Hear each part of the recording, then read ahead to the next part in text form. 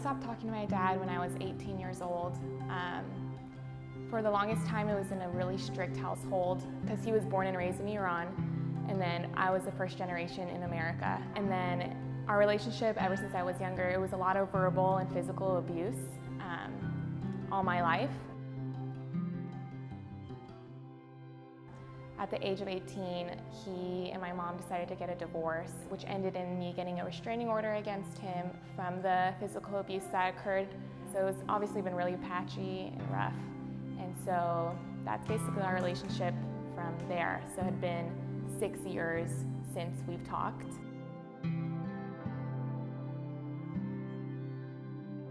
What's really funny is I went to a Christian private school, which my parents were not religious at all.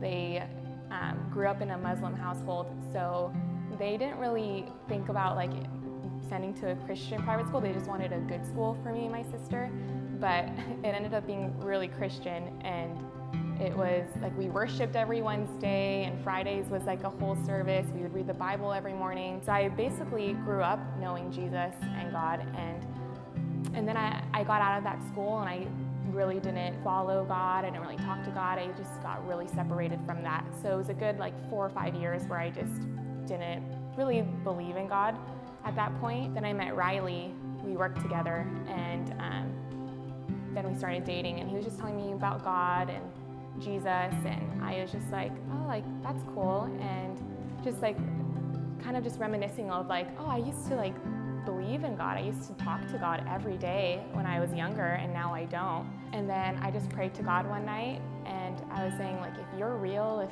you're out there, please like reveal yourself to me. And one night I was in the shower and I just heard God, and I saw a huge handprint in the shower door, and I just felt like a gasp, and I felt God, the presence of God all around me. And I was like, yeah, like he is real. It's the most incredible experience. I had a lot of hate for my dad. And then coming to Christ, my heart is just really warm. Like I just forgave him from that day. Like I no longer am bitter or hateful or revengeful towards him.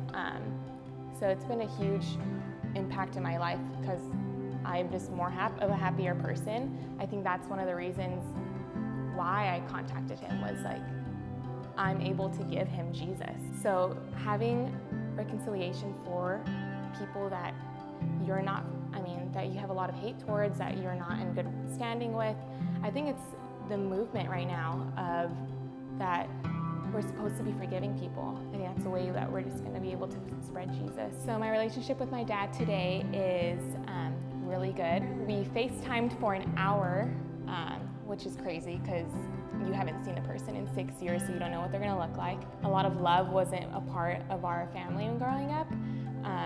So just hearing that he loves me and that he cares for me and he wants to see me in person truly means a lot. And I still call him, and we still talk about every week since then, every couple of days, and he sees his granddaughter that he still hasn't met, but he wants to, so it's been really good. And so I encourage anyone who does have a family member that they want to talk to, and it's been a while, that it's going to be okay, and I'm here if you want to talk.